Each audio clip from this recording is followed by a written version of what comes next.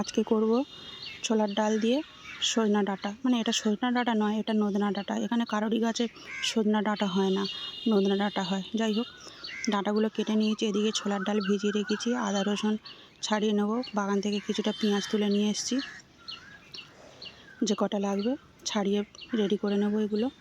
আদা রসুন গ্রেট করে নিয়েছি, টমেটো কুচিয়ে নিয়েছি, পেঁয়াজ কুচিয়ে নিয়েছি। ডালটাকে এতক্ষণ ভিজিয়ে রেখেছিলাম, ভালো করে ধুয়ে নিয়ে চলে এসেছি। প্রেসার কুকারে দিয়ে দিলাম,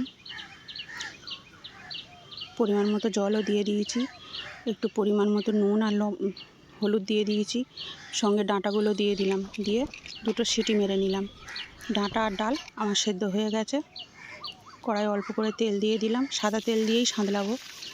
একটু গোটা জিরে, শুকনো লঙ্কা, তেজপাতার ফোড়ন দিয়ে দিলাম। ফোড়নটা একটু হালকা ভেজে নেওয়ার পর পেঁয়াজ দিয়ে দিলাম, আদা রসুনটাও দিয়ে দিলাম, টমেটোও দিয়ে দিলাম, দিয়ে ভালো করে ভেজে নিলাম। বেশ কিছুক্ষণ ভাজার পর পরিমাণ মতো আর একটু হলুদ দিয়ে দিলাম, স্বাদ মতো লঙ্কার গুঁড়ো দিলাম, আর স্বাদ মতো নুন দিয়ে দিলাম। আগেও ডাল সিদ্ধ করার সময় একটু হলুদ আর নুন দিয়েছিলাম, এখন আবার দিলাম। যতটুকু লাগবে ততটুকু দিয়েছি। হয়ে গেছে, ভালো করে ফুটিয়ে নিয়েছি সাঁতলে নিয়ে। কিছুক্ষণ ফুটিয়ে নিয়েছি, ভালো হয়েছিল খেতে। এভাবে করে খেয়ে দেখো, আশা করি ভালো লাগবে। রান্নাটা ভালো লাগলে লাইক, কমেন্ট, শেয়ার ও সাবস্ক্রাইব করে সবাই পাশে থেকো।